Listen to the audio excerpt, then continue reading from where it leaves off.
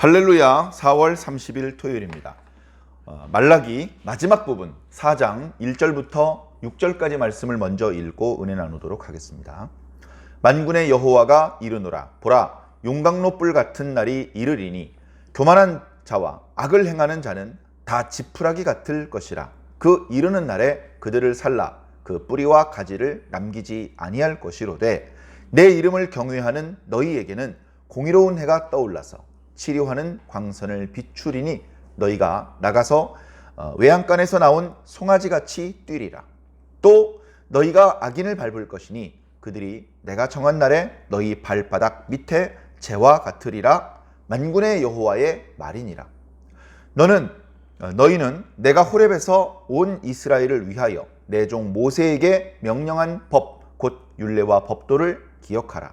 보라, 여호와의 크고 두려운 날이 이르기 전에 내가 선지자 엘리야를 너희에게 보내리니 그가 아버지의 마음을 자녀에게로 돌이키게 하고 자녀들의 마음을 그들의 아버지에게로 돌이키게 하리라. 돌이키지 아니하면 두렵건대 내가 와서 저주로 그 땅을 칠까 하노라 하시니라. 아멘. 자, 이것으로 말라기 말씀이 마무리가 됩니다. 동시에 구약 성경 말씀이 마무리가 됩니다. 구약 성경의 시작인 모세오경은 기원전 1440년경에 기록된 것으로 추정하고 있습니다. 그런데 지금 말라기 말씀은 기원전 300년쯤에 기록된 것으로 추정되기 때문에 창세기로부터 1100년이라고 하는 엄청난 시차를 두고 있죠. 물론 그 중간에 수없이 많은 성경의 기록자들이 있었습니다. 다윗도 있었고 에스라도 있었고 여러 선지자들도 있었죠. 그런데 그 기록된 장소, 기록된 시대, 상황이 다 달랐음에도 불구하고 우리는 구약 성경을 읽으면서 성경을 기록하신 분은 하나님 한 분이구나 라는 것을 알 수 있습니다. 예전에 무슨 중세시대 때 교부들 이런 사람들이 책을 쓴 이야기를 들어보면 믿기지가 않았습니다. 책을 쓴 내용이 너무나 방대하기 때문에 그랬어요. 어느 정도냐면 한 달에 한 권 책을 씁니다. 두께가 백과사전 같은 두꺼운 두께의 책을 한 달에 한 권을 쓰는 거예요. 그렇게 매달 책을 쓰는 겁니다. 엄청난 것이죠. 어떻게 그럴 수가 있느냐? 책을 쓰는 사람은 말만 합니다. 옆에서 기록해주는 사람이 책을 쓰는 거예요. 옆에서 기록만 전문적으로 해주는 사람이 있어요. 그러면 말을 하면 그냥 기록해 줍니다. 다 기록하면 그냥 책이 한 권이 되는 것이죠. 그러니까 불러주는 것, 교정할 필요가 없이 받아 적기만 하면 한 권의 훌륭한 책이 될 정도로 정확하고 심오한 내용을 불러줄 수 있는 것은 기막힌 능력이기는 하지만, 그러나 자신이 직접 쓰고 교정을 해야 되고 한다면 훨씬 더 많은 시간이 걸릴 것이고, 그래서 그 사람 한 명이 이렇게 사는 날 동안에 쓸 수 있는 책의 양은 무척 제한될 수밖에 없는데, 중세시대 때에는 대피라는 사람들이 전문적으로 있었어요. 그리고 상황에 따라서 우리 성경에도 로마서 같은 것을 보면 사도 바울이 말년에 편지를 쓸 만한 어떤 상황이 아니었어요. 여러 가지로. 그래서 사도 바울은 말을 하고 대피를 한 사람이 별도로 대피를 하는 그런 방법으로 글을 기록하는 경우들이 많이 있었습니다. 그러니까 어떻습니까? 기록하는 사람은 계속 바뀔 수 있어요. 어저께는 경험 많은 나이 많은 사람이 기록을 했는데 오늘은 보니까 초보자가 앉아있고, 어저께는 아줌마가 있었는데 오늘은 꼬맹이가 와서 쓰고 있고, 그렇게 기록하는 사람은 달라질 수 있습니다. 그러나 불러주는 사람이 한 사람이라면, 기록한 사람이 많다고 해서 이건 여러 사람의 기록을 짜집기 해놓은 것입니다라고 말할 수 없이 한 사람의 기록이라고 말할 수밖에 없는 것과 마찬가지로 구약 성경은 신약 성경도 비슷합니다만, 하나님께서 말씀하시고 그 말씀을 어떤 때는 모세가 받아줬고, 어떤 때는 이사야 선지자가, 어떤 때는 다윗이, 어떤 때는 에스라가, 또 오늘 말씀처럼 말라기가 받아 적은 것입니다. 물론 기록한 사람의 어떤 상황, 그 사람의 어떤 믿음, 그 사람의 생각, 이런 것들이 완전히 무실이 되고 그야말로 불러주는 대로 받아 적었을 뿐인 것인가? 그런 건 아닙니다. 불러주는 대로 받아 적었다. 이것을 어려운 표현으로 축자 영감, 한 글자 한 글자를 불러주는 대로 받아 적었을 뿐이다. 그렇게 이제 표현을 하는데 성경은 그렇게 기록된 것은 아닙니다. 그 시대 상황과 말씀을 적고 있는 그 사람이 선지자가 되었든 어떤 의인이 되었든 그 사람의 어떤 믿음과 경험, 그런 것들을 종합해서 기록하도록 말씀하셨습니다. 그래서 그것을 조금 어려운 표현으로 유기적 영감이라고 합니다. 영감해 주신 말씀이기는 한데, 하나님께서 감동으로, 성령으로 감동하셔서 주신 말씀이기는 한데, 그것을 기록한 사람의 스타일, 이 사람이 가지고 있는 성격이 막 우락부락하다면, 또는 사투리를 쓴다면, 또는 막 어렸을 때부터 찢어지게 가난한 환경에서 성장한 사람이라면, 그런 그 사람의 성향과 배경을 함께 사용하셔서 말씀을 기록하게 하셨다는 것입니다. 결론은 뭡니까? 하나님의 말씀이라는 거예요. 하나님의 말씀입니다. 그래서 오늘 말씀은 하나님께서 하신 말씀을 말라기 선지자가 직접 인용을 해 놓은 듯한 그런 말씀입니다. 자, 이제 말라기 말씀이 마무리가 되니까 간단하게 요약을 하면 1장 1절이 서론입니다. 그리고 1장 2절부터 본론이고요. 3장 마지막 구절까지 본론이었습니다. 그리고 4장은 통째로 결론입니다. 결론. 이야기를 이제 매듭을 짓는 것이죠. 본론에 해당되는 1장 2절부터 3장 18절까지 말씀 속에는 유다 백성들이 한 말에 대한 하나님의 응답, 유다 백성들이 뭔가 말을 하고 거기에 대해서 하나님께서 응답을 주시는 그런 형식이 6번 반복이 됩니다. 물론 유다 백성들이 한 말은 하나님께서 들으실 때에 분노하실 수밖에 없는, 영적으로 병들어 있는 듯한 그런 말을 합니다. 하나님, 우리를 사랑하긴 뭘 사랑하십니까? 하나님, 그냥 뭐 대충대충 바치면 되는 거 아닙니까? 하나님, 꼭 그렇게 해야 됩니까? 우리가 뭐 그렇게까지 잘못한 겁니까? 우리가 언제 하나님을 대적했습니까? 하나님, 살아계시긴 한 겁니까? 뭐 이런 식으로 하나님을 상대로 말하는 것이기는 합니다만, 그 말을 하는 사람의 마음속에 하나님을 두려워하는 마음, 사랑하는 마음, 경외하는 마음이 눈꼽만큼도 없는 그런 말을 함부로 하는 것이죠. 무식하면 용감하다고, 하나님이 어떤 분인지 모르니까 함부로 말하는 겁니다. 그런 말을 했을 때에 하나님께 어떤 좋은 것을 기대하겠습니까? 기대할 수가 없죠. 그러나 그들은 하나님 자체를, 하나님의 존재 자체를 부인하는 때까지 갔기 때문에 조금도 두려움 없이 함부로 말을 하는 것이죠. 우리가 뭐 세상에서도 그런 말 하죠. 사장님이 바뀌었어요. 사장님이 바뀌어가지고 옛날 사장님을 그동안 무서워해가지고 90도로 인사를 하고 그 앞에서 벌벌벌벌 떨었는데 사장님이 바뀌었어. 아무도 그 옛날 사장님한테 가서 인사 안 합니다. 새로 사장님 되실 사람, 그 사장님한테 가서 굽신굽신 절하고 잘 보이려고 그러고 그런 어떤 모습이 있는 것이죠. 그것과 마찬가지로 비슷한 상황으로 하나님께 더 이상 기도하지도 않고 하나님의 말씀을 떠올리지도 않고 자기들 멋대로 사는 것입니다. 자, 그런 유다 백성들에 대하여 하나님께서 응답을 주시죠. 내가 너희들 사랑하는 거 맞다. 너희들의 봉헌물은 너희 동네에 총독도 받지 않는 불량품이다. 그런 것을 나에게 바치다니 나는 너희들의 봉헌을 받지 않는다. 차라리 그 불을 꺼버리고 그 성전문을 닫아버렸으면 좋겠다.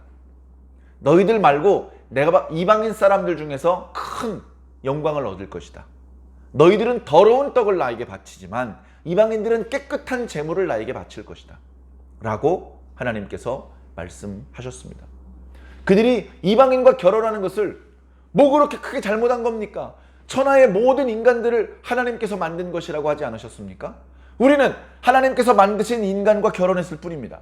라고 자신의 범죄를 합리화했지만 하나님께서는 그 여인들을 그저 이방 여인이라고 하지 않고 이방 신의 딸이라고 말씀하셨습니다.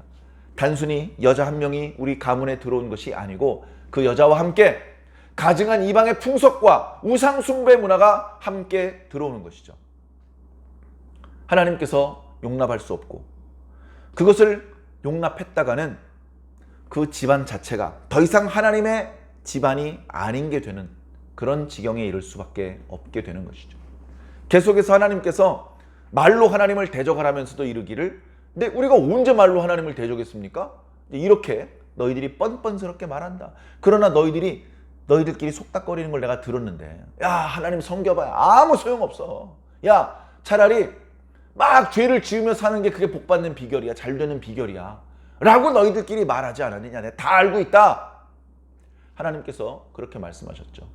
맨 마지막 6번째 유다 백성들과 하나님과의 이야기 속에서는 하나님께서 이제 그렇게 하나님 앞에 잘못하는 사람들을 경고하시는 것으로 끝나지 않고, 그런 상황에서도 하나님을 경외하는 사람들과 하나님께서 차별 대우를 하실 것을 말씀하십니다. 너희들이 대부분 나를 떠나 내 계명을 어기고 그렇게 살고 있지만, 그런 와중에서도 너희들 중에 나를 경외하는 자들이 있다. 내가 그들을 알고 있다. 그들이 뭐라고 말하는지, 그들의 마음이 어떤 상태인지 내가 알고 있다. 내가 그들에게는 조금 다르게 대우할 것이다. 나를 두려워하지 않고 경외하지 않는 자들에게는 하나님께서 진노하실 것이고 저주를 내릴 것이지만, 나를 경외하는 자들은 그들을 나의 특별한 소유로 삼을 것이다. 아버지가 자기를 섬기는 아들을 아낌같이, 아버지가 아들이 여러 명 있다고 상상을 한번 해보십시오. 어떤 아들은 아버지를 아주 아버지의 말을 순종하지 않고 아버지의 마음을 늘 아프게 하는 그런 아들도 있고, 어떤 아들은 아버지를 잘 섬기는 아들도 있어요. 그러면 이 아버지도 모든 자식을 다 사랑하지만 그래도 평소에 자신을 진심으로 섬기는 아들을 더 이뻐할 수밖에 없지 않겠습니까? 마치 그런 것처럼 하나님께서 너는 더 이상 유다 백성이 아니고 내 아들이야. 내가 너를 끔찍히 사랑하고 아껴줄게. 이렇게 차별 대우를 하시겠다는 것입니다. 하나님께서 어리석으셔서 하나님께 저주를 받아야 될 사람을 끔찍히 아끼시고 끔찍히 아끼셔야 될 자들을 저주를 내리시는 실수를 할까요? 그러지 않죠. 자, 유다 사람들과의 주고받는 대화가 3장으로 마무리되고, 오늘 4장에는 하나님께서 최종적인 결론에 대한 말씀을 주십니다. 이 최종적인 결론의 내용을 이렇게 읽어보면 분위기가 3장에서 4장으로 넘어오면서 많이 달라졌다는 것을 느낍니다. 그래도 3장에서는 하나님께서 분통이 터지시지만 하나님께서 또 참으시는구나. 하나님께서 한 번 더 기회를 주시는구나. 생각해 보세요. 누가 잘못했어요? 근데 그 사람한테 기회를 안 줄 거예요. 그럼 그냥 뒤통수 때리면 그만입니다. 그런데 한 번 더 기회를 주려고 하다 보니까 속이 막 문드러져도 그걸 꾹 참고, 야 인마 그러면 안 돼 라고 한마디 해주는 거예요. 한 번 더 기회를 주려고 또 하다 보니까 그렇게 말을 하는 거예요. 기회를 줄 필요가 없으면 그렇게 하면 안 되고 이렇게 하는 거야 라고 가르쳐 줄 필요가 없습니다. 그냥 뒤통수 후려 갈기면 끝나는 겁니다. 그래 3장까지 말씀을 보면, 야 하나님께서 정말 답답하실 텐데 또 참으시네. 또 기회를 주시네. 얘들아 그렇게 하지 말고 이렇게 하는 게 좋을 것 같다. 너희들 그쪽으로 가면 저주받아. 그러니까 그리 가지 말고 이쪽 길로 와서 좀 제발 복 좀 받아라. 이렇게 말씀하시는구나 라는 느낌을 받는데, 4장으로 넘어오니까 더 이상의 기회는 없습니다. 4장 말씀 시작할 때 키 힘내 이렇게 시작되는데요. 왜냐하면 보라, 왜냐하면 이런 뜻입니다. 다시 말해서 3장 마지막 부분에 하나님께서 하나님을 섬기는 자와 섬기지 않는 자, 의인과 악인을 분별할 것이다, 구별할 것이다, 차별 대우할 것이다 라고 말씀하셨는데, 그렇게 하시는 이유에 대해서 말씀하시는 겁니다. 그 이유가 1절과 2절에 나타나고 있죠. 봐라! 더 이상 지체하지 않겠다. 실행하겠다.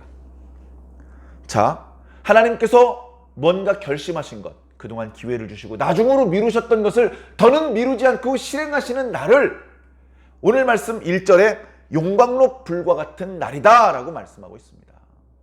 용광로 불을 보신 적이 있습니까? 용광로 불은요 그냥 모닥불이 아니에요.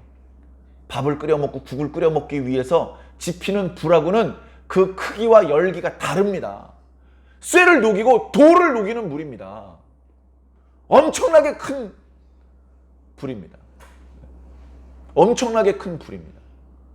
그 불을 잘 관리해서 사람이 다치지 않게, 그것을 우리가 필요한 작업을 하기 위해서 돌을 녹이고 쇠를 녹이고 그런 작업을 위해서 조심스럽게 써야 됩니다. 그것을 하는 곳이 제철소 또는 재련소라고 말하죠. 그런데 그 불을 사람에게 쏟으시겠다는 겁니다. 사람에게요.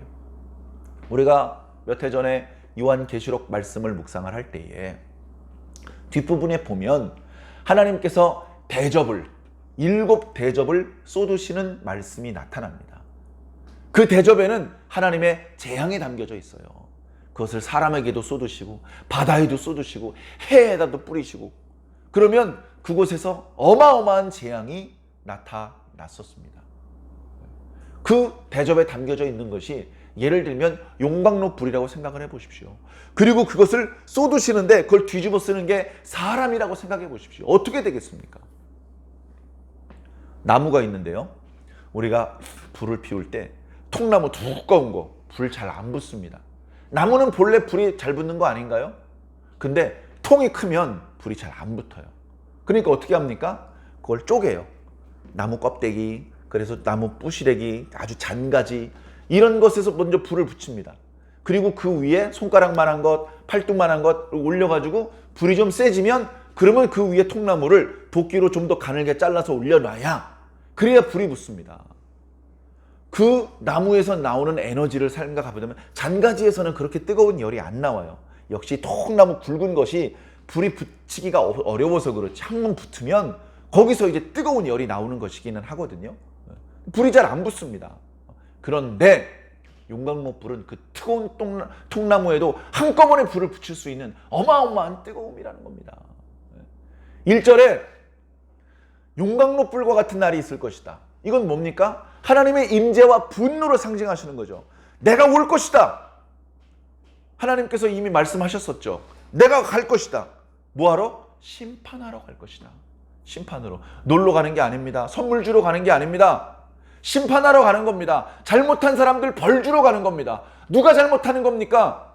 교만한 자와 악을 행하는 자, 그리고 하나님을 경외하지 않는 자, 하나님을 섬기지 않는 자, 하나님의 이름을 존중하게 생각하지 않는 자, 하나님께 악한 말로 함부로 말하여 대적하는 자, 이런 사람들에게 더 이상 기회를 주지 않으시고 용광로 불을 쏟으러 가신다는 겁니다. 그 불이 쏟아지면 그 악인들은 지푸라기처럼 탈 것이다. 지푸라기. 히브리어는요, 고대어다 보니까 단어들이 많지 않아요. 이 지푸라기라는 우리가 번역한 그 단어는요, 사실은 그루터기라고 번역할 수도 있는 단어입니다.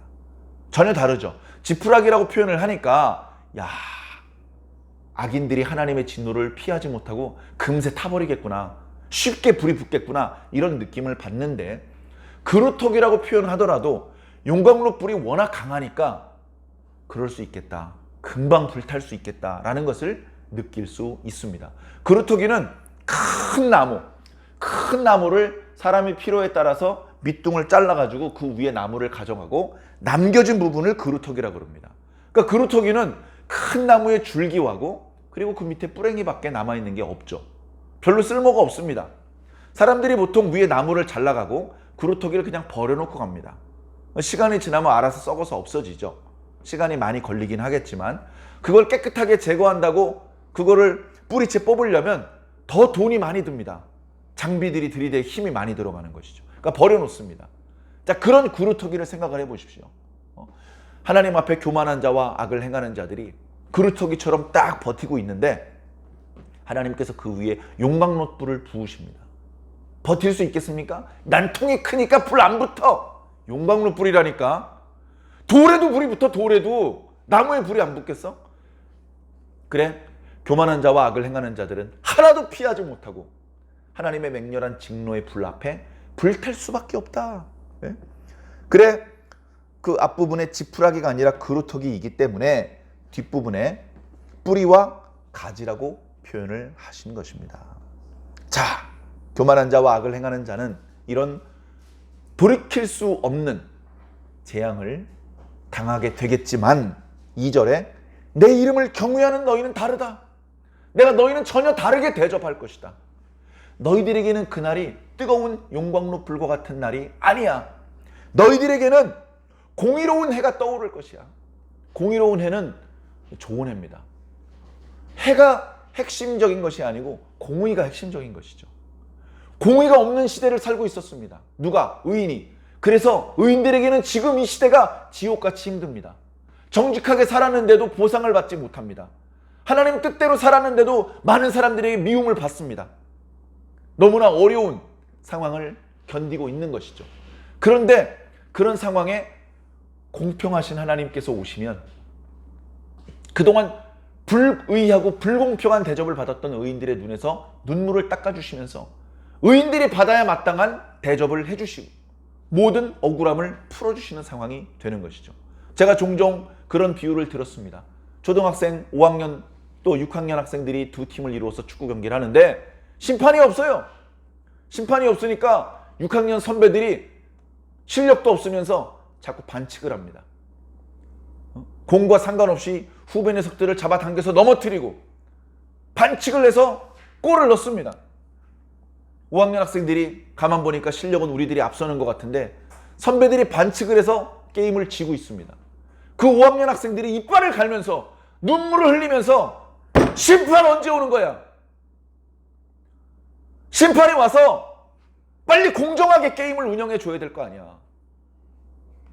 그렇게 심판이 임하기를 간절히 바라는 것처럼 어쩌면 세상의 많은 사람들이 하나님의 심판 싫어합니다. 하나님의 진노란 단어 자체를 원하지 않습니다. 교회에서 하나님의 진노 심판을 설교하는 걸 기뻐하지 않습니다. 그러나 이 불공평한 세상 속에서 억울한 피눈물을 흘려야 되는 의인들은 하나님 어서 빨리 오셔서 심판을 베풀어 주시옵소서. 이 세상의 심판은 불공정합니다. 오직 하나님만이 가장 공의로운 판결을 내리실 수 있는 분이니 하나님께서 직접 오십시오.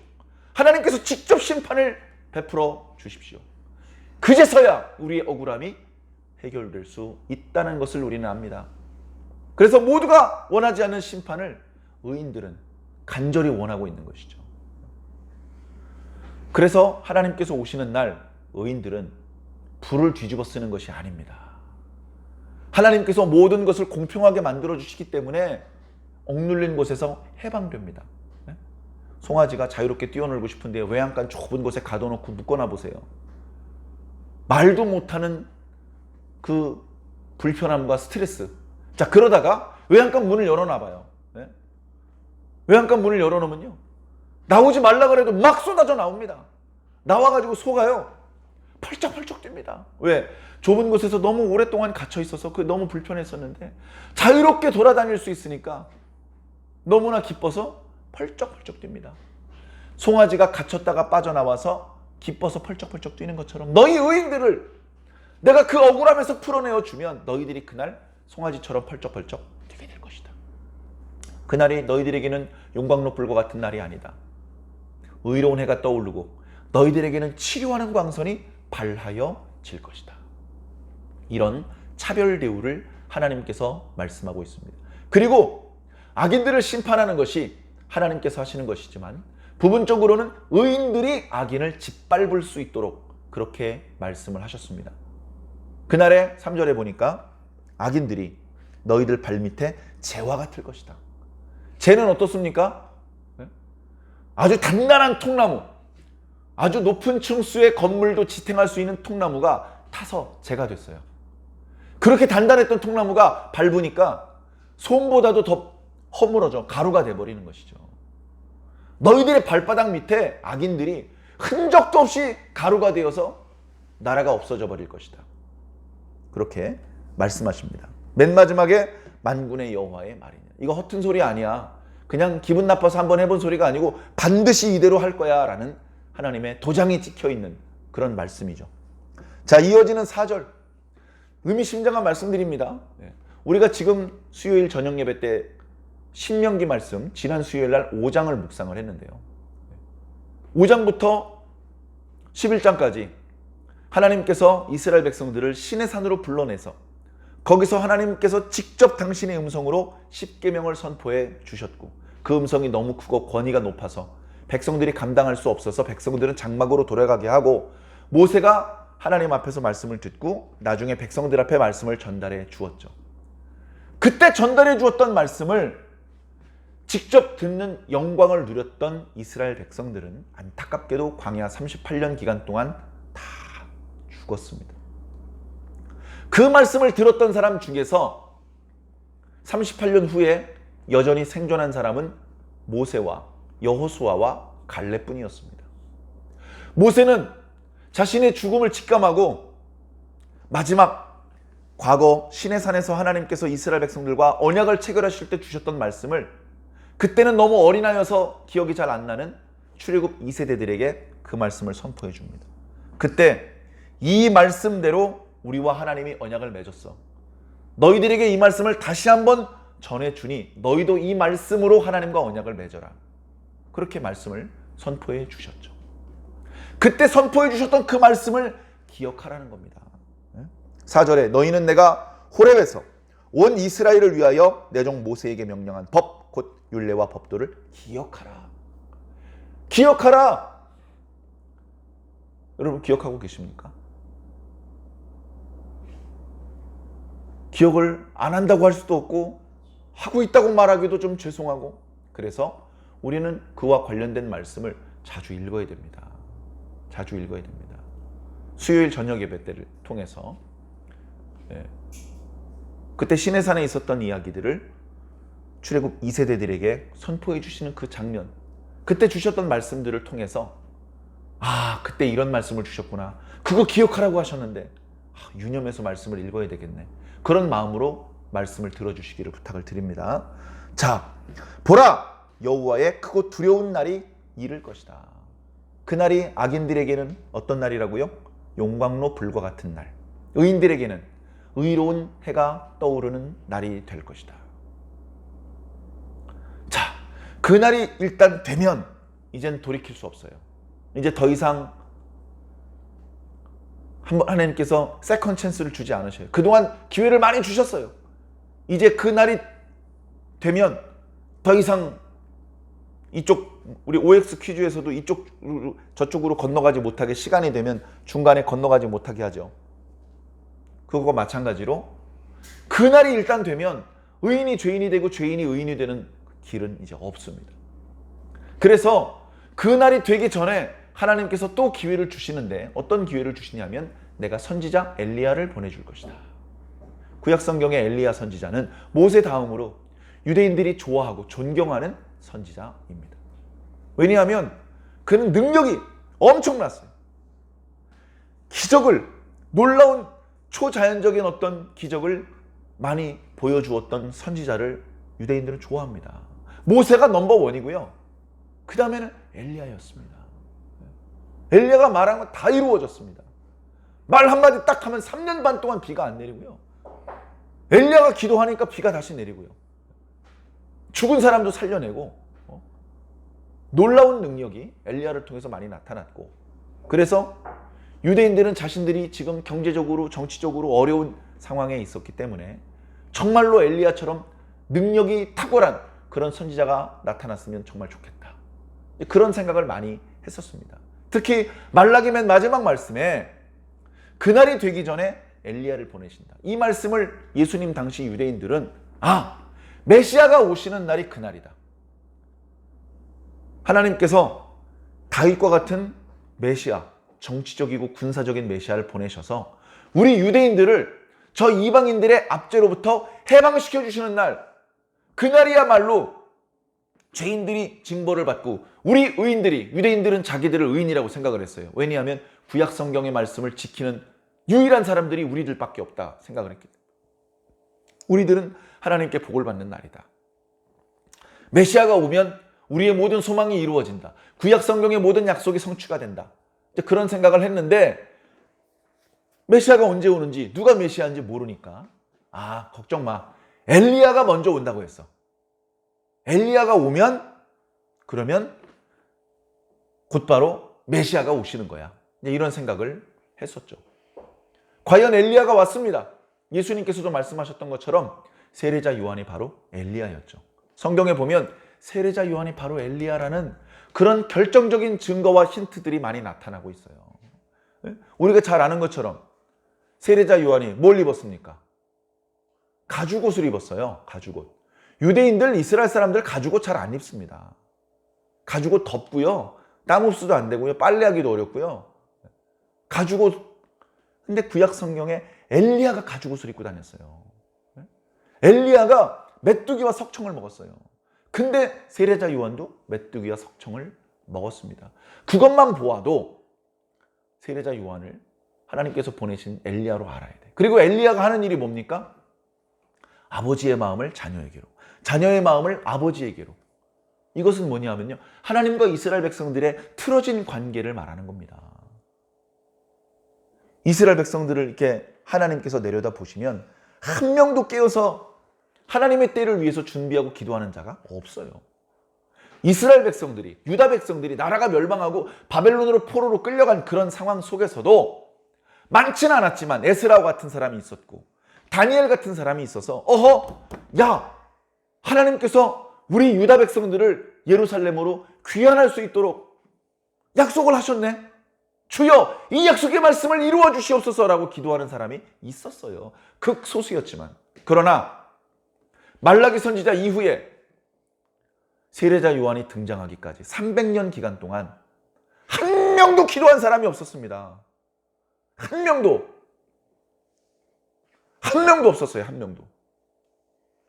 그래서 하나님과 당신의 백성 사이의 관계는 틀어질 대로 틀어졌고, 그죠? 사랑하는 애인인데 연락 안 한 지 300년 됐어요. 뭐 애인이 아니잖아. 더 이상 남남이죠. 남남. 그렇게 하나님께 대해서 등을 돌리고 있고 하나님의 뜻에 대해서 오해를 하고 있는 유대인들의 마음을 다시 하나님께 돌이키게 하는 겁니다. 회례를 베풀면서 너희들 회개해야 된다. 너희들 지금 잘하는 게 아니다. 회개해야 된다. 내 뒤에 오시는 이는 나보다 능력이 강하셔서 하면서 예수님의 등장을 앞두고 백성들의 마음을 준비시켰습니다. 뿐만 아니라 하나님의 백성으로부터 마음이 멀리 떠난 것처럼 보여주시는 하나님의 그 마음을 백성들에게로, 하나님, 이들이 바로 당신의 백성입니다. 주여, 이 백성들을 주님께서 불쌍히 여겨주시고 당신의 백성으로 인정해 주시옵소서. 마치 이스라엘 백성들이 금송아지 만들었을 때 모세가 목숨을 걸고 하나님께 기도했던 것처럼 그렇게 아버지의 마음을 자녀에게로, 자녀의 마음을 아버지에게로 돌이키게 하는 일을 합니다. 그런데 그렇게 했는데도 불구하고 돌이키지 않으면 저주가 임할까 두렵다라고 말씀하셨어요. 상당히 많은 당시 유대인들의 마음이 돌이켜졌습니다. 그래서 세례자 요한 덕분에 예수님께서 활동을 하셨을 때 많은 사람이 그 복음을 듣고 믿었습니다. 그런다 끝까지 예수님을 인정하지 않고 영접하지 않고 마음을 돌이키지 않는 사람들도 많이 있었습니다. 사랑하는 성도 여러분, 오늘 우리들의 시대도 그리 많이 다르지 않습니다. 하나님은 지금도 살아계시고 하나님의 말씀은 지금도 이루어지고 있습니다. 문제는 뭐냐? 그 말씀이 이루어지는 상황 속에 우리가 깨어있고 우리가 그 말씀을 믿고 있고 그 말씀 속에서 저주의 대상이 아니라 축복의 대상으로 준비하고 있느냐 문제죠. 시험 기간이 정해져 있습니다. 그건 공부를 못하는 나한테만 오는 게 아닙니다. 공부를 잘하는 학생들에게도 시험 기간은 동일한 시간에 다가옵니다. 어떤 차이가 있죠? 어떤 학생은 시험을 준비해요. 공부도 하고 여러 가지로 준비를 합니다. 그런데 어떤 학생은 준비를 안 해요. 시험이 다가오고 있는데 시험 준비를 안 한다고요. 그리고서 시험을 딱 마주하게 되면 어떻게 됩니까? 시험을 준비한 자와 준비하지 않은 자가 차별 대우를 받게 됩니다. 어떤 사람은 시험이 끝나고 기뻐서 야, 내가 공부한 거 다 나왔어. 얼마나 기분이 좋습니까? 야, 내가 공부한 거 다 나왔어. 그대로 나왔어. 심지어 찍은 것도 맞았어. 얼마나 기분이 좋아요. 그런데 준비 안 한 사람은 시험 시간 50분 내내 한숨만 푹푹 쉽니다. 한숨만 푹푹 쉬어요. 문제 왜 이렇게 어렵게 나온 거야? 그러고서 나중에 점수 발표할 때 창피합니다. 95점, 88점, 난 40점. 막 이러면 창피합니다. 창피해. 예? 옛날에는요. 요즘 학교에서는 그렇게 안 하겠지만 옛날에는 그 점수 발표하는 날 몇 점 밑으로는 빠따 맞았어요.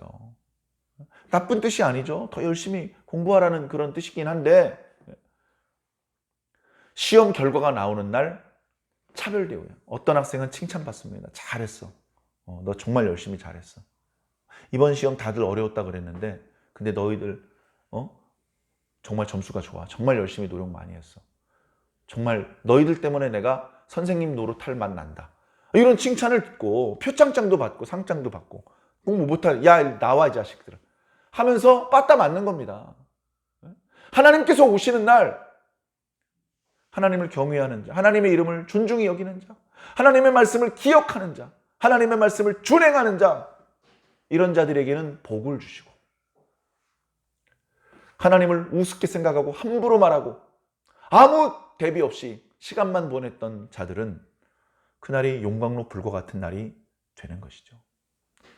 저와 여러분들은 그 날이 두려운 용광로 불과 같은 날이 아니라 공의로운 해가 떠오르고 치유하는 광선을 만날 수 있는 날이 되기를 주님 이름으로 간절히 축원합니다.